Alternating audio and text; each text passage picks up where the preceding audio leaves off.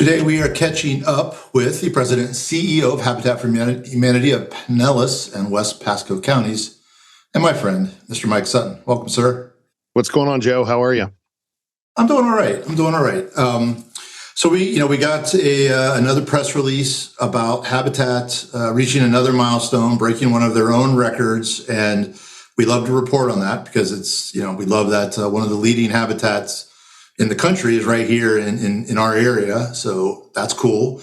But as we got talking about it, we thought, why do we keep getting these press releases? Why are they continually breaking new records? Why are they outperforming so many other habitats around the country? And being able to, grow the number of houses that, if you look back historically over the last decades, the numbers just going up at a pretty impressive place. I mean, I think if you were for profit, you'd be a darling of the New York Stock Exchange at this point. So I wanted to start by digging into that. Why does, other than obviously good leadership, why does our local habitat outperform most others?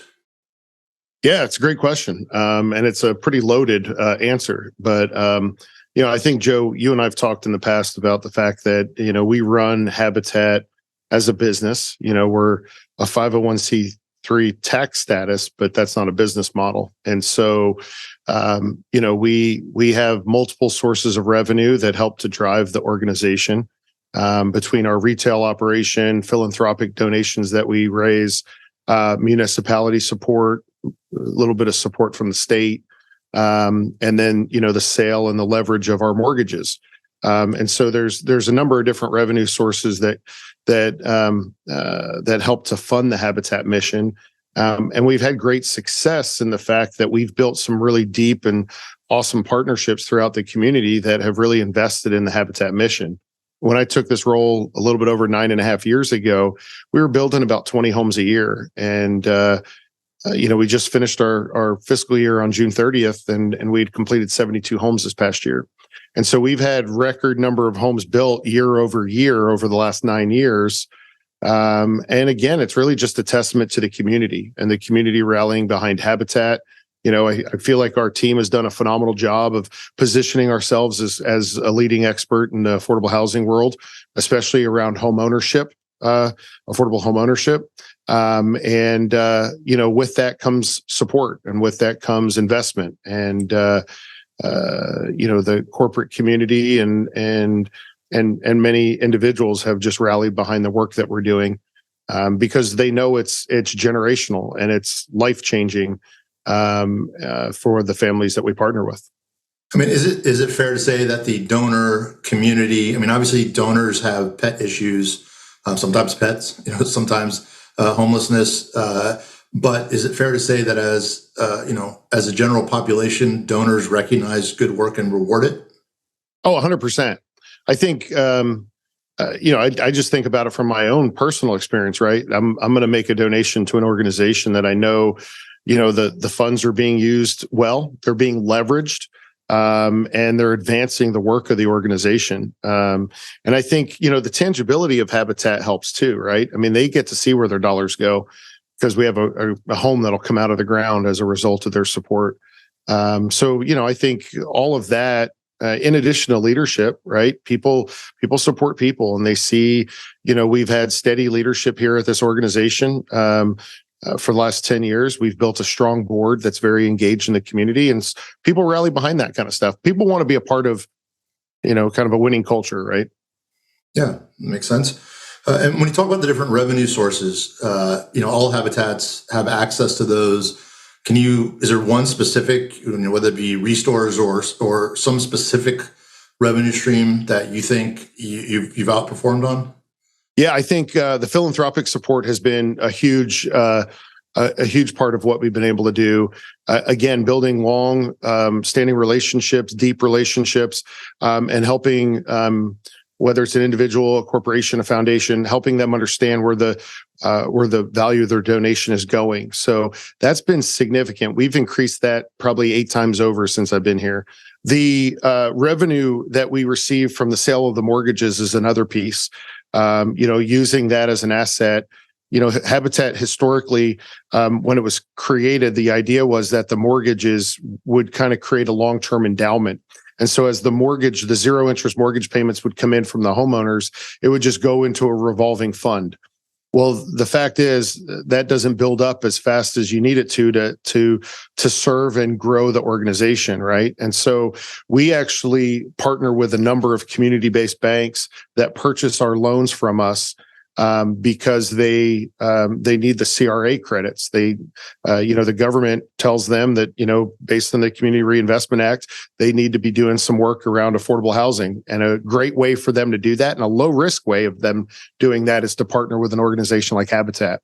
And so we sell off our loans to those banks, and we receive that cash up front to then turn around and build the next house. Yeah, that seems like a aligning of two different incentives that are complementary to each other. So that's great. 100%. Running it like a business, you're subject to all the trials and tribulations that businesses and home builders specifically have. Right now costs are up. Supply chain's getting healthier. So obviously supply chain was a problem for a while. What is, as far as cost, inflation, labor, how is that impacting your ability to build? Yeah, an average home that we build right now is up about $40,000 more than it was pre-pandemic. And so that's a significant increase. And to your point, yeah, the supply chain is getting healthier. We're seeing prices stabilize on a lot of the materials we use. But, one of the things that I'm starting to hear more and more about from our contractors is the cost outside of supplies, right? So to run their business, they're seeing insurance costs, significantly increase. Their overhead costs are significantly increasing. One of our truss suppliers was telling me, they're paying their truck drivers $60 to $70 an hour right now. Somebody's got to eat that cost, right? And so my fear is that we're going to continue to see the increase in supplies and materials and labor, but it's not going to be because of the raw materials this time, right? It's going to be significantly impacted by just the cost of just doing business.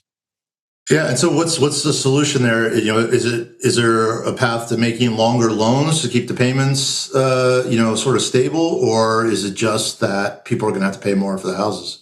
No, that's a great question. It's a combination of both, right? So affordability is always an issue with us. Our homes now not only are costing us more, but they're appraising more, and so finding that right balance for the homeowner that they can still afford the home is key.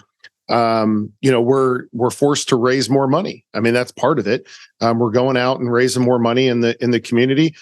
We got our very first state appropriation this year. We've never gotten a direct allocation before, and so that's kind of an exciting time for us to be able to do that. And House member Kim Bierfield and Senator Hooper championed that for us, and we got a $2 million appropriation. That's going to help us start the infrastructure on about 92 homes throughout our service area. So that's a huge win for us, and we need more of that kind of support. The municipalities, we've had a number of them step up over the last couple of years and really help us significantly. We're doing a bunch of work in Leelman. We're really excited about that work. The county is providing some pretty deep subsidy there to make sure that we're able to do the work and we're able to manage to the cost and the increase in land that we're seeing as well. And speaking of land, that's the other variable in this whole equation. At the rate that you're building, I think every house in Pinellas is going to be a Habitat home by like 10 years or so. So what are we got starting on floating islands next, or what's going to be the expansion plan? Hey man, if I see a piece of dirt that doesn't have a house on it, I'm looking at it. It is a challenge to continue to find affordable property. It's out there. It's just a matter of finding it. And a lot of times we find property that's encumbered with title issues or lien issues. The housing stock continues to get older, so there's also a percentage of units out there that probably need to be torn down or past repair at this point, right? So there's also that. We're starting some multifamily projects here over the next 12 months. We're building 54 townhomes in Largo, and we're going to be building a total of about 60 townhomes in St. Petersburg over 3 projects. So that multifamily component will allow us to have more dense, go a little bit denser on the property to be able to serve more families. So that's another option that we have. And how do you feel about that? I know, I mean, density, as far as my memory serves, is something you're easing into, right? And this is your first bigger, multifamily. Is density just an inevitability, and how are you sort of, you know, does that require any adjustment in how you position Habitat? Yeah, I mean, to be honest with you, our sweet spot is the single family home. It's finding a single family lot and building a single family home. Like that's our sweet spot. That's what we do well. We get in and out of a neighborhood. We go in, we partner, we get the house built, move a family in, and we move on to the next lot. The multifamily has really been kind of pushed by the municipalities. They want to see more density, and we understand that. I don't know that density is always the solution. I think you still have to have a little bit of a combination. I'm really a firm believer that Habitat is good at specific things, and that's where we try to focus our area. We don't try to be all things to all people.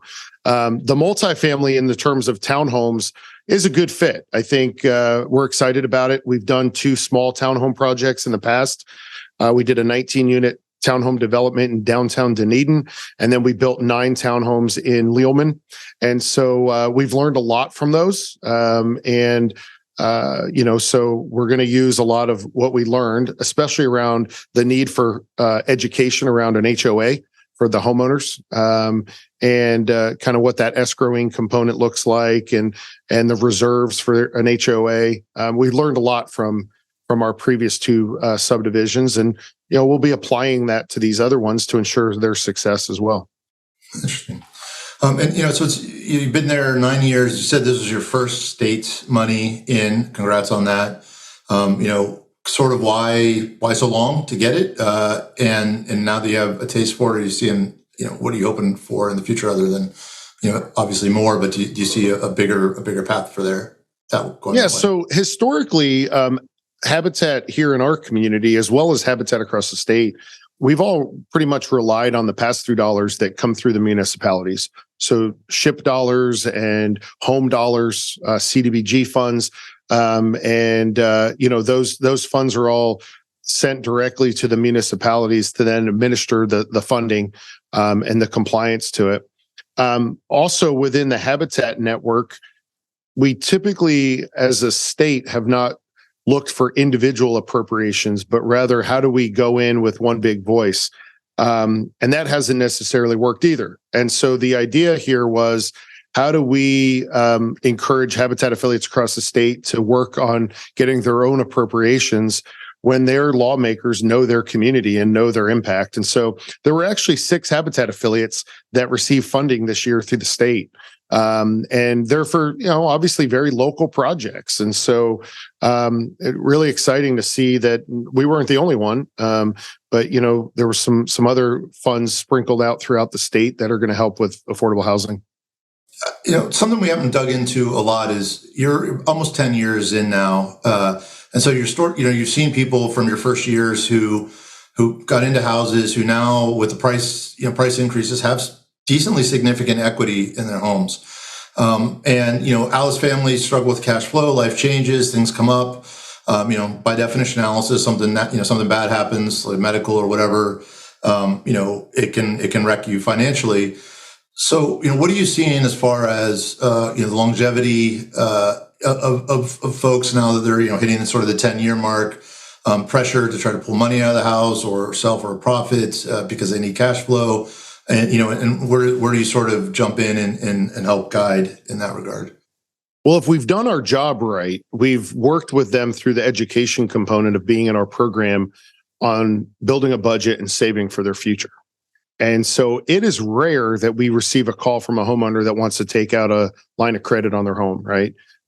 They can't, because that we have a mortgage encumbering document that prevents them from doing that. But again, we just don't see it. And knock on wood, there's a reason that we've built 832 homes in our history and have had 7 foreclosures.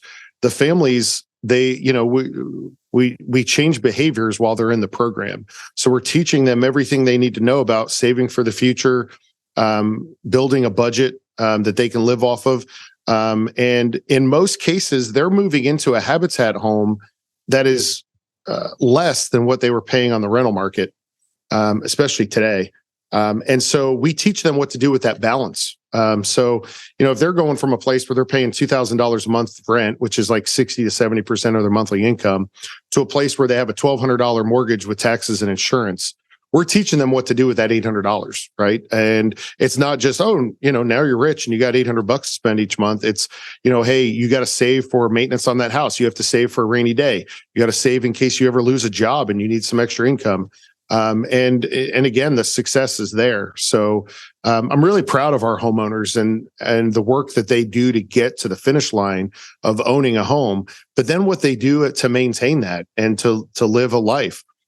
You've probably heard me talk about how when we hand over the keys at the home dedication, it's symbolic of breaking the cycle of poverty. They have equity now. We do get a call every now and then from a homeowner that's looking to sell or maybe inquiring about what that looks like, and we kind of coach them through that. With the way the real estate market has been, they're going to get some pretty aggressive phone calls, right? And we explain to them that, replacement cost isn't necessarily going to be something in line with what they want to do. And so, the program is designed to build intergenerational wealth. So it's not necessarily hey, you get 5 or 10 years worth of equity and you move. It really is a forever home. Yeah. Well, 7 out of 832 is extraordinary. I mean, that's got to be way above. It's just really, really impressive. What's going to keep you amped up for the in the next year or two? You sort of have been rolling and breaking records, like I said at the beginning of our discussion. What are your aspirations now beyond more of the same? Yeah, so this year it's going to be a lot more of the same in terms of serving families. We're projecting to do about 75 to 80 homes this year throughout Pinellas and the western side of Pasco, and mostly infill property. Some situations where we're building a handful of homes on the same street. And we're doing a ton of work behind the scenes that people don't see. And that's on the planning for some of these subdivisions we have coming up, these multifamily projects. I expect a number of those to start going horizontal with infrastructure and then vertical with the actual buildings, probably this time in 2024. So we're doing a lot of planning right now, but it's exciting. Those families, when you talk about keeping you jazzed up and keep you moving, it's the families. We have 112 families in our pipeline right now that are working on their classes and their hours. We interact with them all the time. We see them on a regular basis, and they keep you fired up because that they're relying on you to raise the funds and to help them get to the finish line so that they can get an affordable mortgage. Yeah, makes sense. And last question, national. What's they have to be taking note of what you're doing here. So what are you able to give and push up knowledge wise and experience wise up into Habitat National? It is funny, we as one of the top producing Habitat affiliates in the country, I definitely receive more phone calls from Habitat affiliates across the country that have taken note of our growth. The average Habitat across the country is actually seeing a decline in service.